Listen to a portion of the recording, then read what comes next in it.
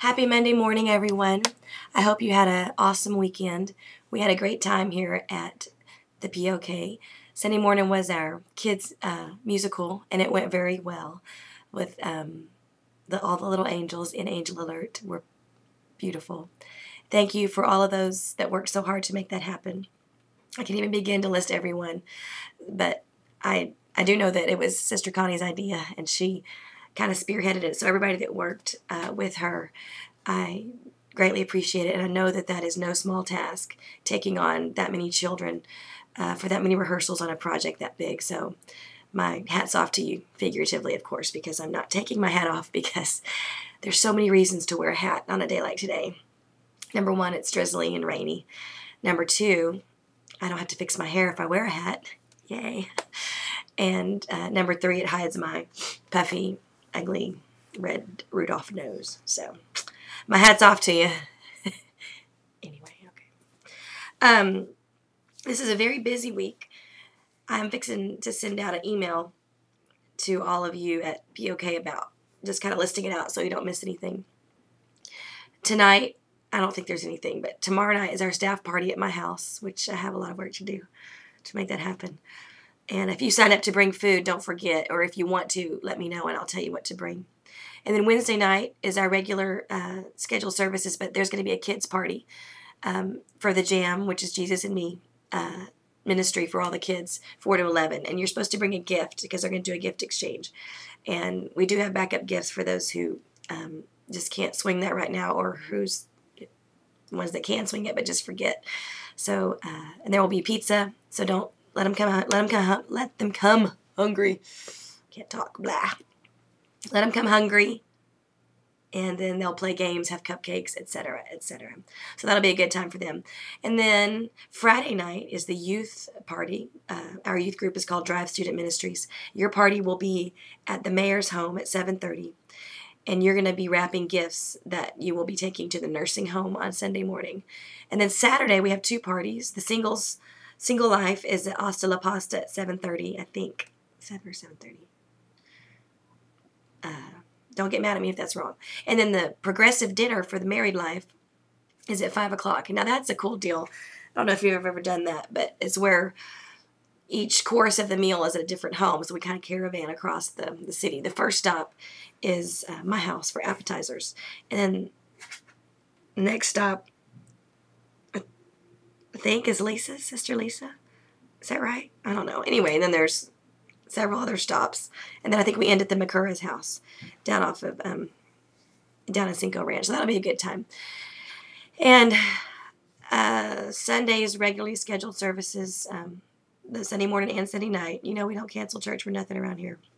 We always have a good time in the Lord. Like last night, man, my husband preached like really good last night. I like it when he preaches like that, when he just kind of slaps us upside the head and tells us to get put up or shut up. It's actually a quote from the sermon to give you an idea. But it was really good. So if you want to order that tape, did I just say tape? If you want, people say that all the time. I laugh at them, and here I am. If you want to order that tape, you can call our tape ministry DVD, or you can watch it online. It's called Unwrapping God's Gift. I think it's first of a series. I'm glad about that. Okay, enough chitter-chatter about news events. Deep thoughts. What deep thoughts do I have? Oh, I have a side deep thought. I was just thinking about raising kids and how so much of their identity comes from what we put into them. And we can't leave that to chance. I think it's important that we instill things in them on purpose. Traditions and values that we speak into them. For example, I have a thing that I say to my girls about certain things because I want them to think of our family as an honorable family. I want them to value having a good name. And they'll whine about doing something, or they don't want to help pick up or help with a project, and I'll say, oh, we are McKees, and we are not lazy people. We are workers. And they'll look at me like, okay, we're workers. And so they'll get up and start working because I want to program them, brainwash them that we are a certain breed of people. Or I'll tell them, You are a McKee, and we are not liars. We do not lie. Oh my goodness, did you just tell me a lie, a story? We are McKees, we don't tell stories. So, and the latest one I used was, they said, I don't want to take a bath. I said, oh my, you are a McKee. And McKees are clean people. We're clean. I don't want everybody saying that stinky girl is that stinky McKee girl. The McKees are dirty people. No. We're clean people. So with your children, I want you to, or we're people that say we're sorry when we do something wrong. McKees admit their mistakes. So try to impart something like that to your children and build character. And along that thought, be careful. Oh, and also I noticed that when I do these things, I go, or whatever it was I just did. I hate that. I'm going to try to stop. But I need to get one of those electrical things that zap me every time I do it. Anyway, so I'm going to try not to do it. I'm going to try. But guard your mind today. Guard your thoughts, because your thoughts become your words. And your words become your actions. And your actions become habits. And your habits become your character. And your character becomes your destiny. So it all starts with your mind. Guard your mind. And I would also add to that, guard who you hang out with and who pours into your mind.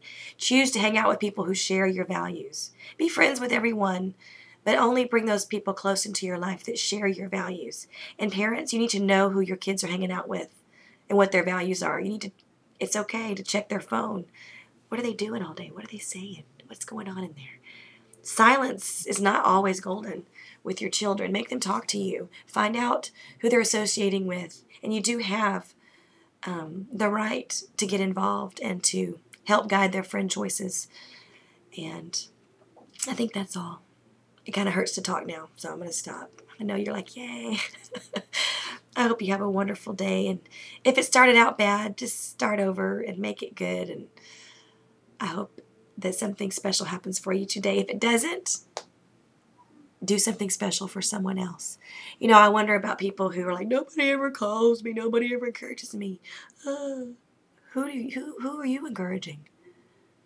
Who is this magical person floating out there encouraging everybody? Why don't you do it?